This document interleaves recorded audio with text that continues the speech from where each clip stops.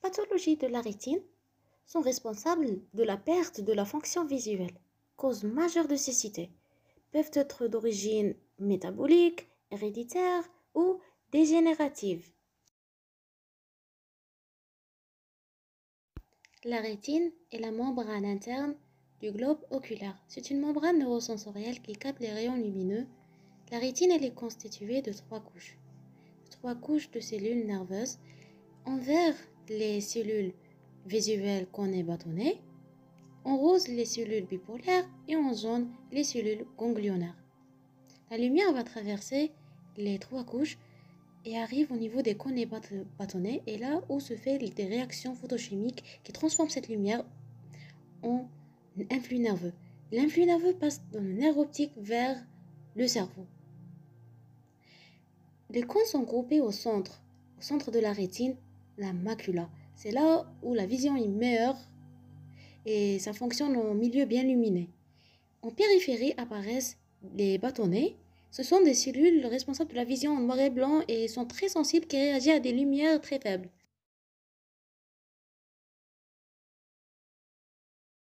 Le décollement de la rétine est une pathologie rare. Elle est fréquente en Algérie où les Algériens ne consultent pas. Ils vivent un stade avancé où ils connaissent bon que je te fais. Si la prise en charge n'est pas précoce, le patient va perdre sa fonction visuelle. Donc, le patient qui a le décollement de la rétine, dès les premières heures du décollement, on a une perte neurologique des cellules nerveuses. C'est même mort après la chirurgie en post-opératoire, le patient ne pourra jamais récupérer à 100% sa fonction visuelle. Trois formes étiologiques qui entraînent le décollement de la rétine. 1. Le décollement de la rétine régmatogène. On a des déchirures rétiniennes. Donc la couche interne va se déchirer où le liquide vitrien, le gel, le corps vitré, le liquide va passer en sous-rétine, va sous-relever la rétine. 2. Le décollement de la rétine tractionnelle.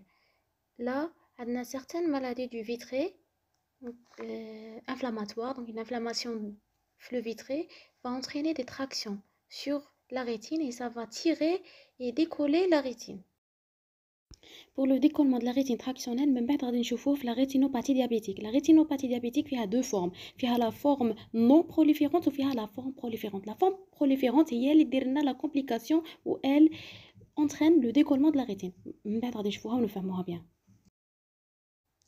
Troisième forme étiologique, c'est le décollement rétinien exudatif. C'est quoi le décollement? Donc, il sera qu'il y a une rupture de la barrière hémato-rétinienne. La barrière hémato-rétinienne, elle sépare la rétine de la choroïde. Elle est faite de l'épithélium pigmentaire. L'épithélium pigmentaire fait partie de la couche rétinienne, la couche neurosensorielle. Là, c'est des cellules nerveuses. La choroïde اللي فيها des capillaires, des vaisseaux. L'épithélium pigmentaire, la rétine, c'est des cellules nerveuses. Ou la choroïde des vaisseaux. Les deux يكونوا كاين séparation ما بيناتهم. ما لقش يكون كاين contact ما بين les vaisseaux ou la rétine. La rétine, c'est une couche de cellules nerveuses. Ou la choroïde, c'est des vaisseaux. Les deux, donc le bon Dieu a une membrane qui sépare les deux. Il y a la couche de Brooke. La couche de Brooke sépare la rétine de la choroïde.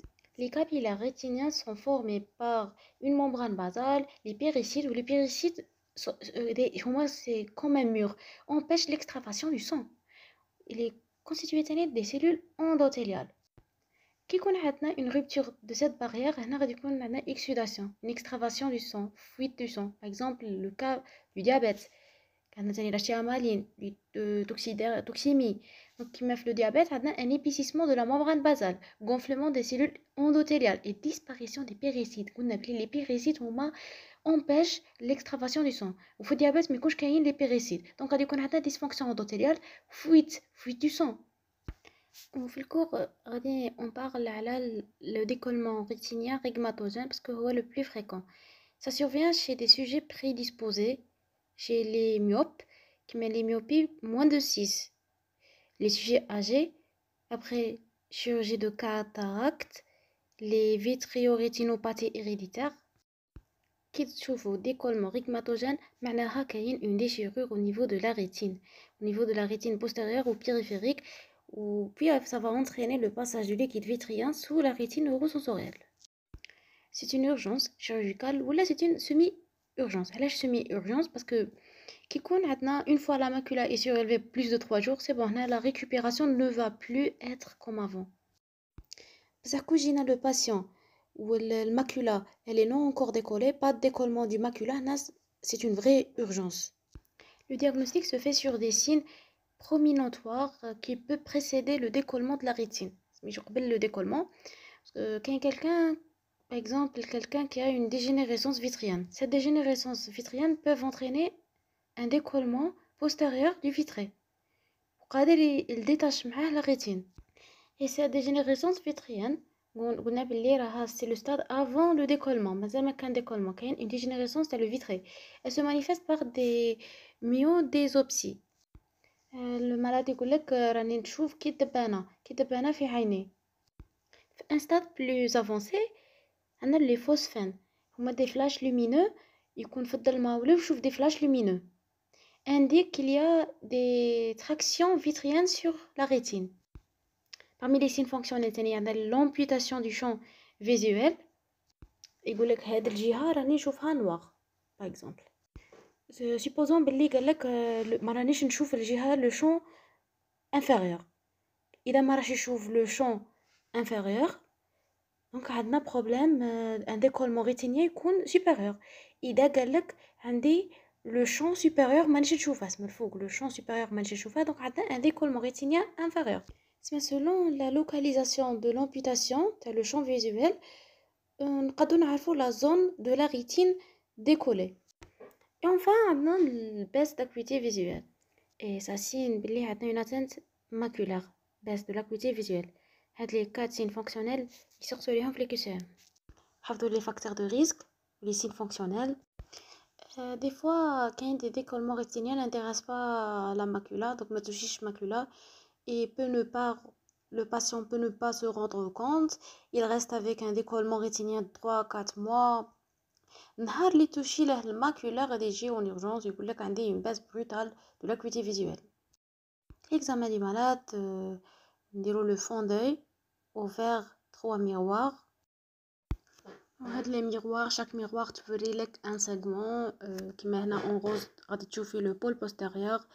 La miroir 2 montre le moyen périphérique, miroir 3 montre l'extrême périphérique, ou la miroir 4 en bleu montre l'angle irido-cornéen. L'aspect au fond d'œil d'un décollement, ça devient grisâtre, mais pas rouge. Le fond d'œil ça devient couleur grisâtre. Ça permet de décrire le décollement rétinien. Tu vois le nombre de un trou ou plusieurs trous ou un seul trou. La localisation postérieure, périphérique, la macula, la taille, est-ce que c'est géant, l'aspect rigide ou la mobile. C'est très important. Qui est mobile, mais ça qui est rigide, on peut pas traiter. Alors, il est rigide, elle gèle l'inflammation du vitré. L'inflammation, la prolifération vitro-rétinienne, ça va rendre la rétine très rigide. Et là, on peut pas traiter. Et tiens, l'examen de l'autre œil. C'est l'examen de l'œil Adelph. Adelph ouvert 3 miroirs. L'examen de l'autre œil. Le traitement est uniquement chirurgical. Comme il y a une prolifération vitro-vitrienne, qui m'a dit comme les traits de la rétine très rigides, nous mettons un traitement anti-inflammatoire avant l'intervention et après. Le traitement chirurgical consiste tout d'abord à fermer les trous pour empêcher la sortie du vitré. Le chirurgien recherche tous les trous, même les petits trous, les déchirures, et exerce sur leur bord des réactions adhésives, soit par laser ou la cryothérapie. Permet la cicatrisation entre le tissu chorovidien et rétinien. Ou نديرو indentation externe par éponge de silicone. Donc ça tamponne la déchirure de l'extérieur. Le tamponnement interne, deuxième technique, نديرو injection du gaz soit نديرو injection du gaz qui se résorbe après quelques jours وحده. Sinon نديرو injection du silicone, huile de silicone. Il faut l'enlever après.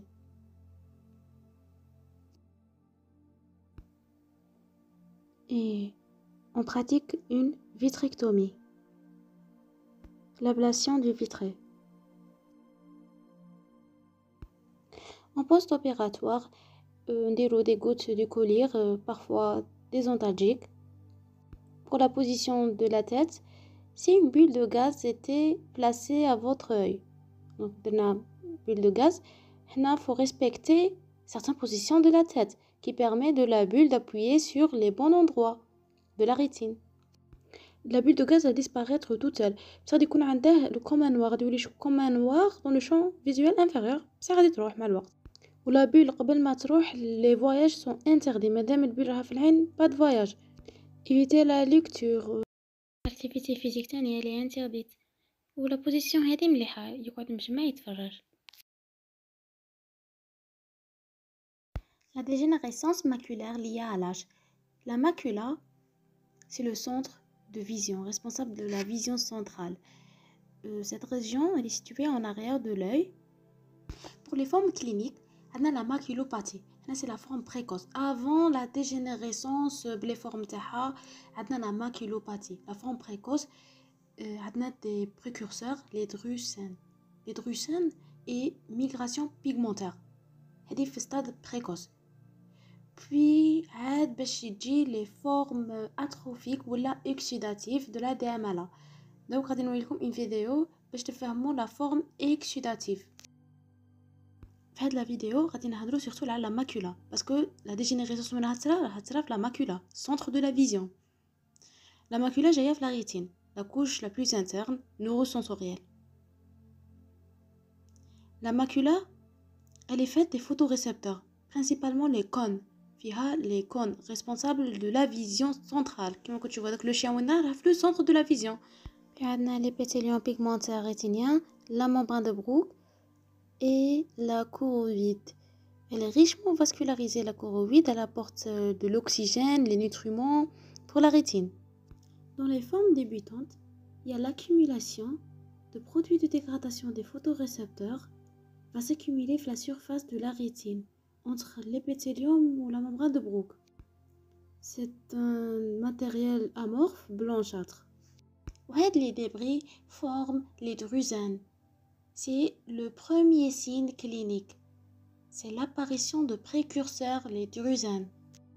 Les drusènes, le fond d'œil, apparaissent comme de petites lésions profondes, blanchâtres ou jaunâtres, de forme et de taille variables. Les flèches en jaune montrent les soulèvements de l'épithélium pigmentaire, les drusènes, qui sont situés entre la membrane de Bruch et l'épithélium pigmenté. Les drusènes peuvent provoquer une réponse inflammatoire. Les cellules immunitaires vont être recrutées et vont libérer les facteurs de croissance. Et même l'épithélium pigmenté va libérer des facteurs de croissance et essentiellement le VEGF, facteur de croissance de l'endothélium vasculaire, qui stimule le développement des néovaisseaux. Ce processus s'appelle l'angiogénèse. Ces néovaisseaux soit restent en épirétinien, soit elles traversent l'épithélium sous-rétinien. Donc, le néovaisseau, c'est un vaisseau fragile. Donc, ça va saigner. C'est un vaisseau fragile, ça va saigner ou il y a des hémorragies. Il a une durée de vie. Il se fibrose. Il laisse des grosses cicatrices. Et ça peut devenir définitif. Ou il a un problème de la vision centrale. La DMLA évolue et passe de la forme sèche à la forme humide. Et entraîne un œdème intrarétinien, des hémorragies, apparition de fluide dans la rétine, et souffre un décollement de l'épithélium pigmentaire, responsable d'une baisse de l'acuité visuelle et des métamorphopsies.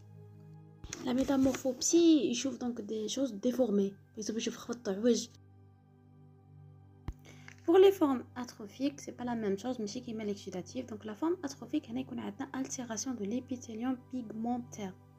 L'épithélium a une disparition progressive des cellules de l'épithélium pigmentaire. Cette perte va s'accompagner d'une disparition progressive des photorécepteurs sous-jacents ou d'une disparition du choriocapillaire sous-jacent. Et en conséquence, il y a un amincissement de la rétine. Pour la forme exudative. La forme exudative, l'évolution elle est brutale. Elle se fait rapidement. La forme exudative. La forme atrophique, l'évolution elle est très lente, sur plusieurs années. La prévalence de la dégénérescence maculaire liée à l'âge, ça augmente avec l'âge. C'est la première cause de cécité des pays industrialisés où les facteurs de risque, l'hérédité, les antécédents familiaux multiplient le risque par 3. Le tabagisme multiplie le risque fois 3. L'arrêt du tabac, même si le tabac, il y a un effet rétroactif du tabac des années passées. C'est la dégénérescence même le tabac. Parmi les facteurs de risque, on a l'obésité, les maladies cardiovasculaires, l'HTA, le taux élevé de fibrinogène. Le diagnostic, les circonstances de découverte. On a la baisse progressive de l'acuité visuelle, de loin et de près. Quand on dit progressive, la forme atrophique. La forme atrophique est une évolution progressive. Donc, ça entraîne une baisse progressive de l'acuité visuelle. Parmi les circonstances de découverte, on a la baisse brutale de l'acuité visuelle. On a la forme exudative, une baisse brutale de l'acuité visuelle, mais la sensation de déformation d'objets, ondulation des lignes, c'est les métamorphopsies, les déformations. La déformation, elle est recherchée par la grille d'Amsler. La grille, par exemple, on va غمضي une œil, donc cache un œil وشوفي le point noir. شوفي عاود ferme l'autre œil وشوفي تاني عاود في le même point غادي تشوفي فيه. Est-ce que شفتي une déformation ولا لا؟ شاكي تشوفي. Le sujet اللي عنده une dégénérescence maculaire غادي يشوف هاد la vision. غادي يشوف une déformation. فهذاك le point يشوف كلش des ondulations. Les ondulations هما هذوك الخطوط العوجين اللي هما les métamorphopsies. وهذاك en noir اللي كتشوف ما تدور على هذاك le point راه عندها كل حاجه noir. هذاك c'est le scrotum central. Ou parmi les signes de découverte, le scrotum central profond, qui correspond au stade très avancé de la maladie. Le centre de la vision il est noir, parce que la macula, elle est responsable de la vision centrale. Donc, avec le centre il est noir. Ça y est, macula ma تخدم. L'examen clinique, avec l'acuité visuelle, la mesure de l'acuité visuelle, la recherche de scrotum et métamorphopsie par la grille d'Amsler.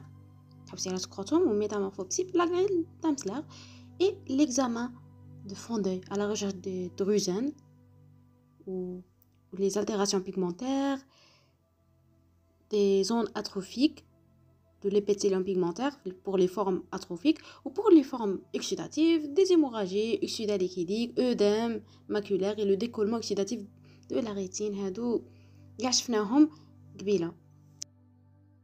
Les examens complémentaires متسقسين في الكسيان باللي نديرو angiographie et tomographie par cohérence optique OCT. Pour l'angiographie عندك l'angiographie à fluorescéine وعندك l'angiographie à verre d'indocyanine.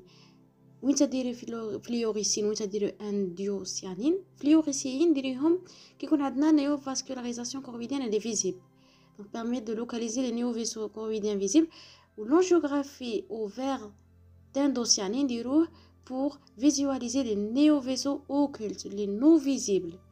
Le traitement avec des mesures préventives, point d'interrogation, avec les antioxydants et supplémentation vitaminique comme vitamine E, C, oméga 3. Les formes atrophiques, mais un traitement, pas de traitement pour les formes atrophiques.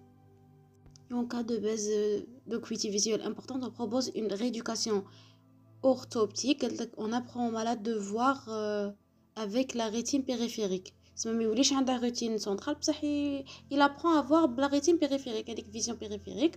وكاين des aides visuelles des lunettes grossissantes entraînent le grossissement du champ visuel. Pour les formes exudatives, le but est de réduire la membrane néovasculaire avec les vaisseaux, réduction de la vascularisation. Le traitement dépend de la localisation. On a la photocoagulation par laser, on a les injections intravétréniennes de l'anti-VEGF. Le VEGF, c'est le facteur qui favorise l'angiogénèse. Donc, on met anti-VEGF pour limiter l'angiogénèse. Rétinopathie hypertensive.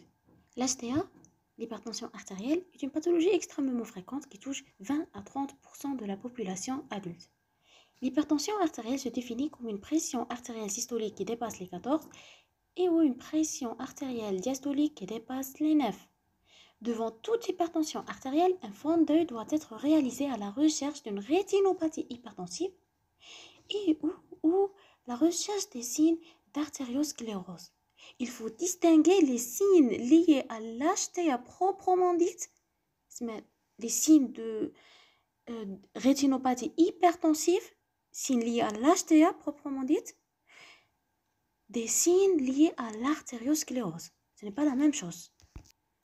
Les signes de la rétinopathie hypertensive n'apparaissent qu'en cas d'augmentation brutale et sévère de la pression artérielle. En cas d'hypertension artérielle modérée ou bénigne, ما يكونش عندنا des manifestations ophtalmoscopiques. يكون indemne. Pas de manifestations qui نديرو l'examen fond d'œil. بصح les symptômes oculaires sont présents lors de l'HTA de forme sévère, les HTA malignes. La physiopathologie, donc, a des phénomènes d'autorégulation qui permettent le maintien d'un débit vasculaire rétinien stable. Supposons qu'il y a une hypertension artérielle. Donc, le débit a des aides. Dire le phénomène d'autorégulation pour maintenir un débit stable. Les vaisseaux de la rétine ont des vasoconstruction artérielle. Une vasoconstruction artérielle va se reproduire. On a la pression est stable au niveau de la rétine. Et le premier signe en cas de rétinopathie hypertensive, c'est la modification du calibre, diminution du calibre artériel par le phénomène d'autorégulation. Donc, il y a de la vasoconstruction parce que là, on a une HTA. هو يدير vasoconstruction باش ينقص la tension artérielle. Cette diminution du calibre artériel soit qu'on diffuse ou la localisée segmentaire une partie de le vaisseau ou qu'on garde diffuse. Elle est réversible sous traitement. Axe le diabétique. Donc, l'hypertension, la diminution du calibre artériel, elle est réversible sous traitement. Et puisque le calibre artériel va diminuer, ça va entraîner l'accumulation les fibres optiques. Il y a l'accumulation de matériel axoplasmique. Et on appelle ça les nodules cotonneux. Parce que j'ai un qui met le coton, qui déroule le fond d'œil. Se présentent comme des lésions de petite taille blanche, superficielles et de contours flous. C'est comme des zones d'ischémie, zones d'hypoxie. L'occlusion des artérioles précapillaires entraîne aussi des hémorragies rétiniennes profondes. La diminution du calibre, ça entraîne les nodules cotonneux et entraîne des hémorragies rétiniennes profondes. Les hémorragies sont de deux types. Les hémorragies en flammèche, c'est des hémorragies de la couche superficielle de disposition péripapillaire. Et elle se traduit la rupture de la barrière hémato-rétinienne. Les hémorragies superficielles. On a les hémorragies profondes, rondes, disposées sur toute la rétine. Elle traduit la présence d'infarctus rétinien par occlusion artériolaire. Et en présence d'HTA sévère ou d'installation rapide, les capacités d'autorégulation vont être dépassées. Et à ce stade, la rupture de la barrière hémato-rétinienne va se rompre. Et cela se traduit cliniquement par des hémorragies rétiniennes superficielles. Se traduit aussi par un œdème maculaire et des exsudats secs. Pour l'exsudat sec, c'est la décantation du matériel lipoprotéique. Donc normalement des matériels lipoprotéiques جايين في l'œdème. هادو les matériels lipoprotéiques غادي يترسبوا وحدهم, ils vont former un exsudat sec, dur, profond. Puis qu'on a une hypertension très importante, sévère, قادر هاد l'exsudat sec peuvent être présents en péripapillaire. La papille, c'est le point où se rejoindre les fibres optiques. Donc c'est l'exsudat autour de en périoculaire, où ça évolue vers l'atrophie papillaire en absence de traitement. Et selon la classification des Kendall, elle classe les signes cliniques اللي نشوفوهم في le fond d'œil, شناهم كتكلاسيهم en 3 stades. Le stade 1, c'est le stade de rétrécissement artériel sévère et disséminé. Maintenant, diminution du calibre artériel, le premier signe. Le stade 2, on a le rétrécissement artériel, donc le stade 1, plus des hémorragies rétiniennes, exsudat sec et les nodules cotonneux. Et le stade 3, c'est le stade d'œdème papillaire. Donc, en résumé, عقلوا باللي كي يكون عندنا hypertension artérielle sévère, ça va entraîner une rupture de la barrière hémato-rétinienne. La rupture, elle se traduit cliniquement par des hémorragies rétiniennes superficielles. Donc la rupture de la barrière, des hémorragies profondes, des hémorragies rétiniennes superficielles, un œdème maculaire, des exsudats secs, et en extrême cas, un œdème papillaire. On a le stade 3. Puisque comme la compensation ou le phénomène d'autorégulation, chez l'occlusion des artérioles précapillaires, elle est responsable de nodules cotonneux et les hémorragies rétiniennes profondes. On a l'hémorragie profonde. Et le fond d'œil montre une rétinopathie hypertensive de stade modéré avec présence de nodules cotonneux et une hémorragie en flamèche, hémorragie superficielle en flamèche. Maintenant, on passe pour le stade de sclérose, l'artériosclérose. Maintenant, on va la rétinopathie hypertensive ou l'artériosclérose. L'artériosclérose, on a une élévation de pression, une HTA chronique. Cette HTA chronique va modifier les parois des artères rétiniennes. Mais les lésions les parois rétiniennes vont être le siège de lésions d'artériosclérose. Et ça se traduit par des lésions chroniques irréversibles mais asymptomatiques. Pas de symptômes cliniques. Par exemple, les patients pour une consultation de la fondée, les lésions d'artériosclérose qui sont asymptomatiques. Les principaux signes de l'artériosclérose sont vous allez observer la présence d'engainements artériels. C'est comme des points blancs sur la paroi des vaisseaux. Donc, c'est un épicissement pariétal des parois des vaisseaux. C'est un épicissement pariétal avec un aspect argenté ou cuivré. C'est ma fondère, la paroi vasculaire épaisse. Et normalement, la paroi vasculaire, elle est transparente. Seule la colonne sanguine est visible à l'examen du fond d'œil.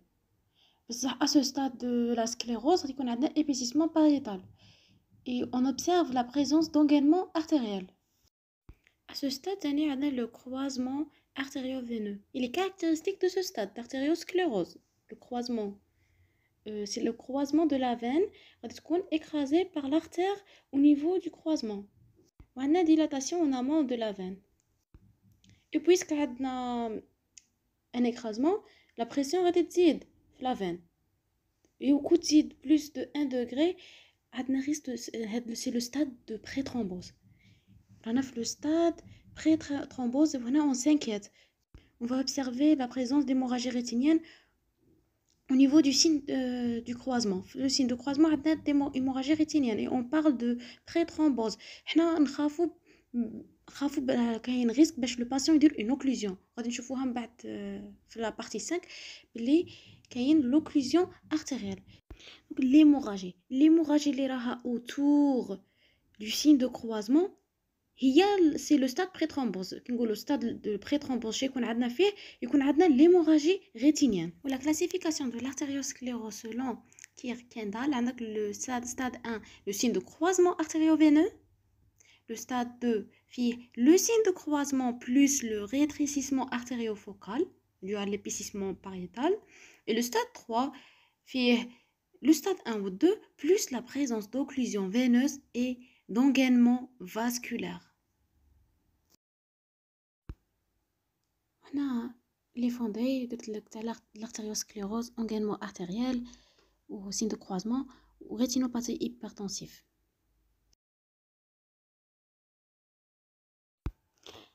Rétinopathie diabétique. C'est quoi une rétinopathie diabétique? C'est une micro-angiopathie. Ça touche les vaisseaux, on a des modifications vasculaires, des lésions pariétales, on a des modifications hématologiques. La physiopathologie de la rétinopathie diabétique elle est complexe. C'est la conséquence d'une hyperglycémie chronique, d'un diabète déséquilibré, un déséquilibre glycémique. Les mécanismes impliqués dans la pathogénie de la rétinopathie diabétique, premièrement, on a la voie de l'aldose réductase. La voie elle réduit le glucose en sorbitol parce qu'on a une hyperglycémie. On a un excès de sorbitol. Le sorbitol va s'accumuler en intracellulaire. C'est un alcool toxique pour la cellule. On a la glycosylation des protéines. Glycation des protéines. Donc les protéines, ils s'apportent un glucose. Glucose plus protéines. Ou les protéines, tu as la membrane basale. Qui s'apporte la protéine avec glucose. Donc ça va entraîner l'épaississement des membranes basales. Et la diminution de la diffusion en oxygène. Ces phénomènes conduisent à une vasodilatation capillaire, l'épaississement de la membrane basale, la disparition progressive des péricytes, il peut nous les péricytes, donc les cellules, on a une hypertrophie des cellules endothéliales. Donc c'est un stress oxydatif.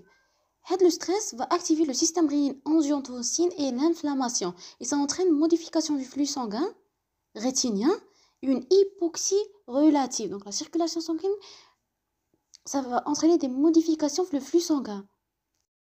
Ces modifications hématologiques et l'hypoxie relative, ça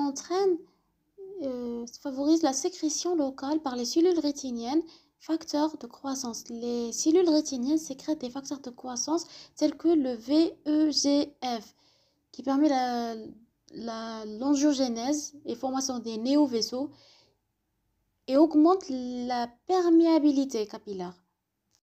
Donc, la physiopathologie, il y a deux processus pathologiques concomitants.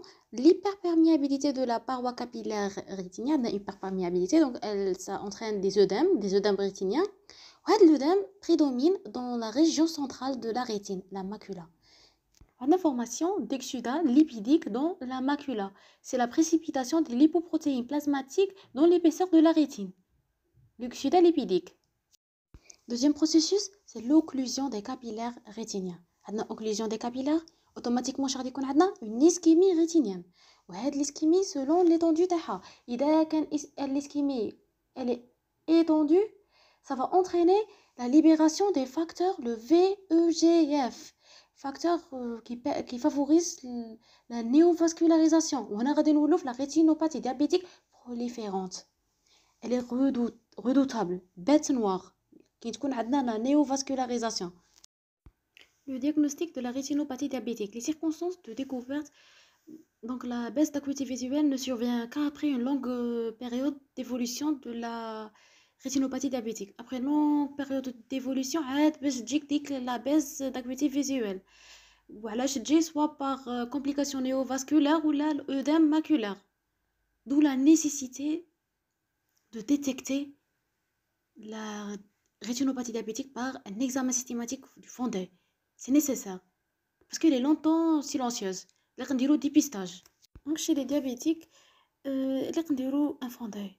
Fond d'œil contrôle une fois par an, qui n'a pas fond d'œil normal. Une fois par an suffit. Sinon, il y a une anomalie. On rapproche le contrôle. Lorsque la rétinopathie diabétique s'installe, les contrôles vont être plus rapprochés. Voilà, نديرو فون دو ماشي غير باش نحوسوا على لا ريتينوباثي ديابيتيك باسكو لو ديابيت ما يديرلكش غير ريتينوباثي ما يديرلكش غير لا ميكرو انجيوباثي كاين بليزيور اوتر مانيفيستاسيون سور لو بلان اوفثالمولوجيك قادر يدير له غلوكوم قادر يدير له نوروباثي دونك plus autres, ماشي غير الريتينوباثie. Donc, le fond d'œil, on dépiste précocement, donc avant la survenue des complications. L'examen clinique repose sur l'examen du fond d'œil. Il permet d'identifier les différents signes de la rétinopathie diabétique. Les micro-anévrismes rétiniens sont les premiers signes de la rétinopathie diabétique. Premier signe, micro-anévrisme. C'est de petites taches rouges inaugurales. Inaugurales, c'est le premier signe. Et il s'agit de dilatation capillaire, punctiforme, rouge, qui prédomine au pôle postérieur du fond d'œil. Et l'augmentation du nombre des micro-anévrismes, c'est un signe qu'il y a une progression de la rétinopathie diabétique. Et les micro-anévrismes peuvent être associés à une hémorragie rétinienne, qui peuvent être associés. Les hémorragies rétiniennes. C'est-à-dire qu'on peut voir les nodules cotonneux, mais ne sont pas spécifiques de la rétinopathie diabétique. تقولوا اللي شفناهم déjà في الاشتها شاهدوا les nodules cotonneux. Comme on a dit, c'est des foyers blancs d'infarctus localisés de la rétine interne et siègent au pôle postérieur du fond d'œil. إذا كانوا هاد les nodules cotonneux de siège péripapillaire, إذا كان le siège تاعهم péripapillaire, on doit suspecter بلي عندنا des poussées d'hypertension artérielle. Mais هاد le sujet قادر يكون عنده un diabète type 2 associé مع HTA. Donc, possible يكون عندنا des lésions mixtes, rétinopathie diabétique plus rétinopathie hypertensive. Maintenant des signes évocateurs de l'occlusion capillaire et l'ischémie rétinienne. On a les hémorragies rétiniennes en taches sont témoins d'une occlusion capillaire récente en périphérie rétinienne. On a les hémorragies en flamèche قادر تكون كاينه évoque une rétinopathie hypertensive associée. سمحنا ما تخلطوش بزاف هنايا راه عندنا سما une rétinopathie hypertensive اللي هي une HTA associée. قلنا قادر يكون عندنا des lésions d'une rétinopathie diabétique associées à des lésions de rétinopathie hypertensive. تاني parmi les signes d'ischémie rétinienne, on a les anomalies microvasculaires intrarétiniennes AMIR. Anomalies microvasculaires intrarétiniennes AMIR sont des proliférations capillaires intrarétiniennes développées autour des territoires d'occlusion capillaire. كاين les dilatations veineuses irrégulières en chapelet ou enfin les néovaisseaux. Les néovaisseaux périrétiniens et péripapillaires caractérisent la rétinopathie diabétique proliférante. Puisqu'on a une zone ischémiée, une hypoxie, zone ischémiée, et la zone ischémiée va être sera une néovascularisation. Ou la néovascularisation قادر تلحق حتى le nerf optique. هذه كي تكون la rétine كاع non perfusée, تكون l'atteinte très étendue. Les complications de la rétinopathie diabétique proliférante, donc la néovascularisation périrétinienne, la bête noire, هذه اللي يخافوا منها, les redoutables. On a plusieurs complications. On a l'hémorragie périrétinienne et intravétrienne par saignement des néovaisseaux. Les néovaisseaux vont saigner soit pré-rétine ou la pré-papillaire. Deuxième complication, c'est le décollement de la rétine tractionnelle. Donc, je fais la partie 1 qui a le décollement de la rétine, je fais le rhigmatogène ou le tractionnel. Donc, le tractionnel, c'est une complication de la rétinopathie diabétique proliférante. La traction sur la rétine, c'est par le tissu fibreux de soutien des néovaisseaux. Les néovaisseaux ont un tissu de soutien. Le tissu va exercer une traction sur la rétine. Et on parle de décollement de la rétine par traction. Par opposition, mais le rhigmatogène. Le rhigmatogène, on a une déchirure de la rétine. La rétine, la déchirure, il sera le décollement. Le cas le décollement de la rétine dû à la traction, on a un tissu fibreux de soutien des néovaisseaux. Il va entraîner une traction sur la rétine. Il va la décoller. La troisième complication, c'est le glaucome néovasculaire. C'est par néovascularisation irienne. C'est une prolifération de néovaisseaux sur l'iris et dans l'angle irido-cornéen, et pouvant provoquer un glaucome néovasculaire par blocage de l'écoulement de l'humère aqueuse. في لي كوسيام مسقسين على لي سين كلينيك كما لي سين كلينيك بريكوس لي سين كلينيك تارديف مسقسين على لا نيوفاسكولاريزاسيون بلي سي لا فورم بروليفيرونت ومسقسين ثاني على لي كومبليكاسيون حداهم كومبليكاسيون دو لا ريتينوباثي ديابيتيك بروليفيرونت كي تكون عندنا لا نيوفاسكولاريزاسيون هاد لي كومبليكاسيون سون سكوندير على لا نيوفاسكولاريزاسيون. L'examen complémentaire de l'angiographie rétinienne à la fluorescine, ça permet de préciser l'état de la macula, l'ischémie rétinienne, apprécier la gravité de la rétinopathie diabétique et l'étendue de l'ischémie, et recherche ischémie maculaire, c'est-à-dire l'état maculaire ou l'ischémie rétinienne, l'étendue ou la gravité de la rétinopathie diabétique. La tomographie en cohérence optique, elle est essentielle pour le diagnostic et le suivi de l'œdème maculaire par l'obtention des coupes de la macula et permet d'identifier l'œdème maculaire et de mesurer son épaisseur. Elle précise, est-ce que c'est un œdème maculaire focal, diffus, cystoïde ou un œdème maculaire tractionnel? Et pour l'angiographie rétinienne, elle n'est pas demandée de façon systématique. Pour l'échographie en mode B, cette échographie elle est utile en cas d'hémorragie du vitré. تكون hémorragie vitrée dense et ça empêche l'examen du fond d'œil. On a l'échographie en mode B pour le diagnostic d'un éventuel décollement de la rétine par traction sous-jacente. La classification de la rétinopathie diabétique, on a la classe 1, pas de rétinopathie diabétique, fond d'œil déco normal. Classe 2, on a rétinopathie diabétique non proliférante. Non proliférante, absence de néovaisseau, pas de néovaisseau. Le stade 2 qui est non proliférante rétinopathie diabétique soit minime on a quelques micro-anévrismes ou hémorragie punctiforme ou modérée ou sévère on a soit hémorragie rétinienne dans les 4 cadrans du fond d'œil ou la dilatation veineuse dans les 2 cadrans ou la des amyres dans un cadran. Le troisième stade, c'est le stade prolifératif. On a les néovascularisations. Soit minime, modéré, sévère, compliqué. Les complications, les chenahom.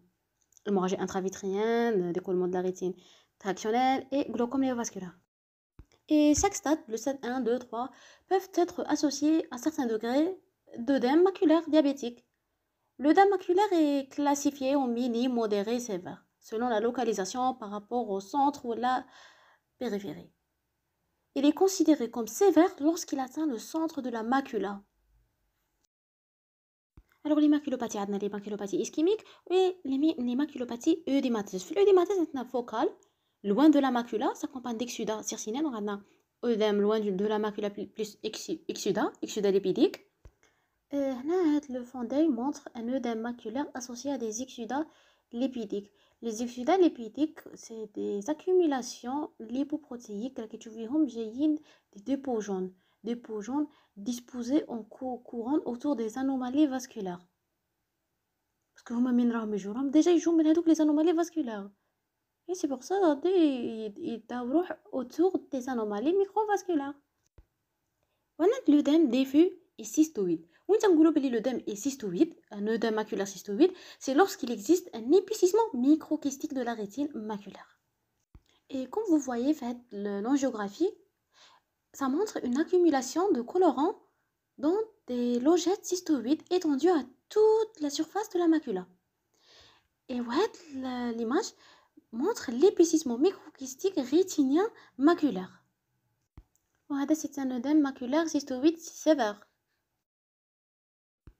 Le traitement, la prise en charge, elle est multidisciplinaire. Chez l'ophtalmologue, un endocrinologue pour équilibrer la glycémie et même équilibre de la tension artérielle, et c'est primordial.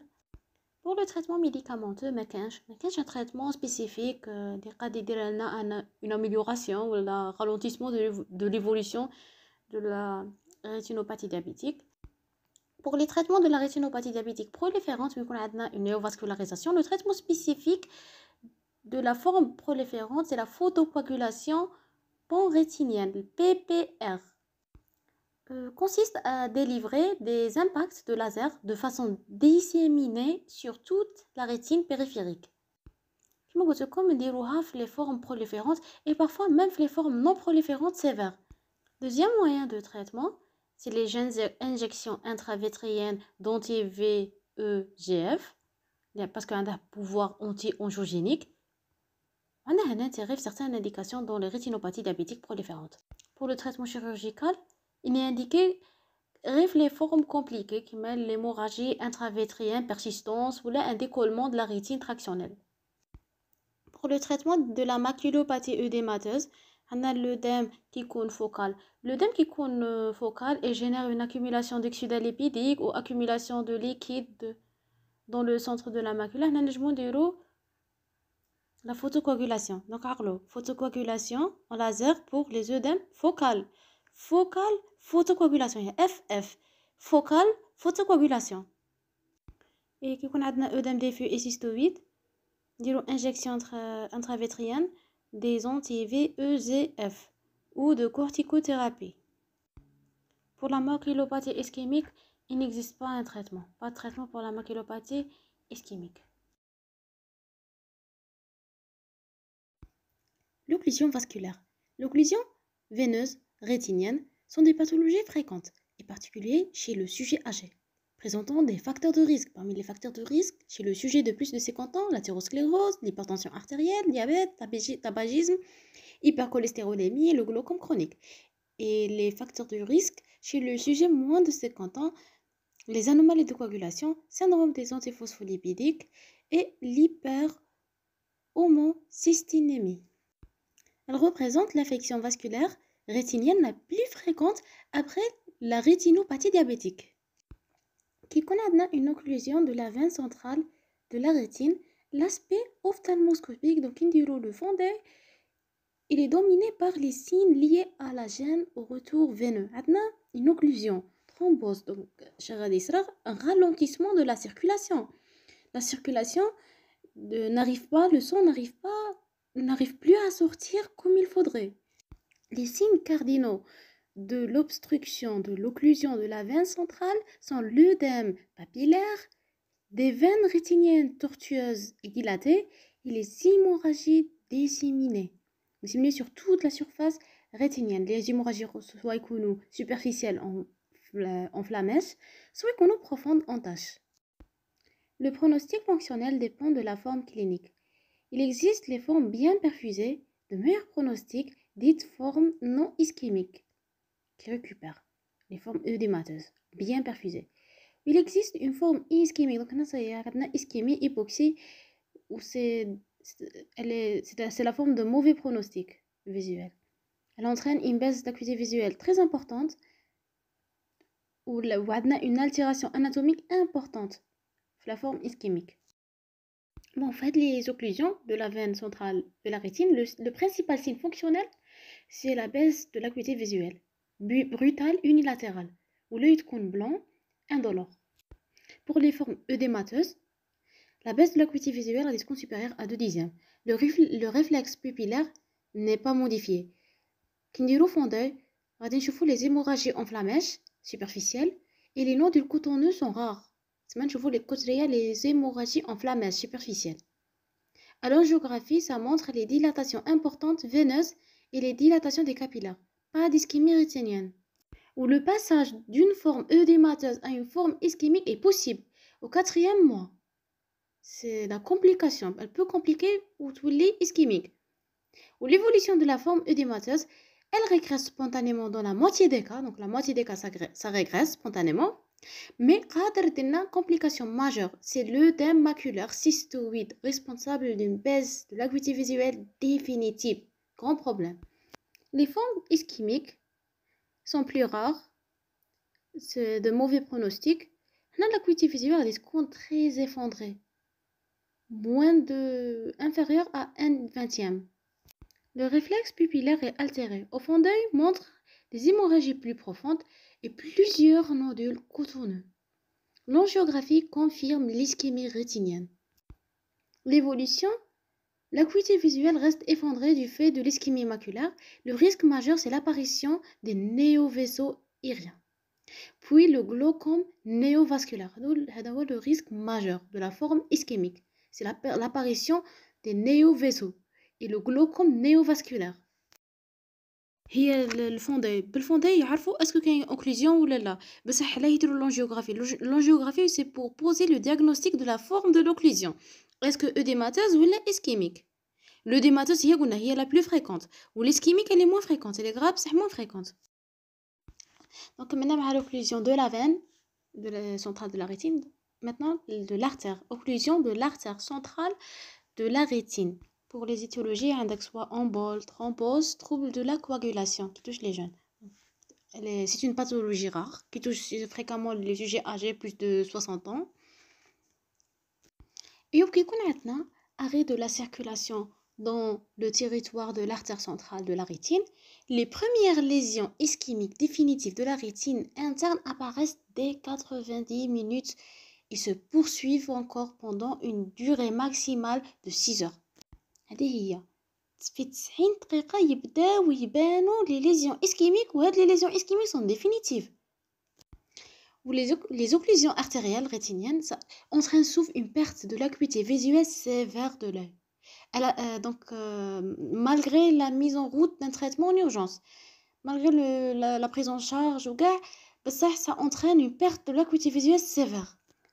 Le tableau clinique, le patient يجي ويقول لك عندي une baisse de l'acuité visuelle brutale. وكاين اللي à l'interrogatoire يقول لك يجوني des épisodes antérieurs d'homorose transitoire. شنو معنى هاد homorose transitoire؟ donc des cécités. C'est des cécités transitoires. ما يولي يشوف والو تقعد 2 secondes 3 secondes. Donc c'est des homoroses transitoires. وهاد les homoroses transitoires témoignent le plus souvent d'emboles spontanément résolutifs à partir d'une plaque d'athérome carotidien. L'examen clinique. L'œil elle est blanc. Donc l'inspection راها blanc. تقول هدرك يقول لك لا pas de douleur. Donc عندها هناك baisse de l'acuité visuelle. L'acuité visuelle راها effondrée. Ou le plus souvent limité à une perception lumineuse. Ou dès les premières minutes suivant l'occlusion artérielle, donc صرات له occlusion دروك les premières minutes غادي تكون la pupille en mydriase. La pupille en mydriase aréflexique. Le réflexe photomoteur direct est aboli. Le réflexe photomoteur direct. Ou quand le réflexe photomoteur consensuel à l'autre œil, à l'éclairement de l'œil, ça est conservé.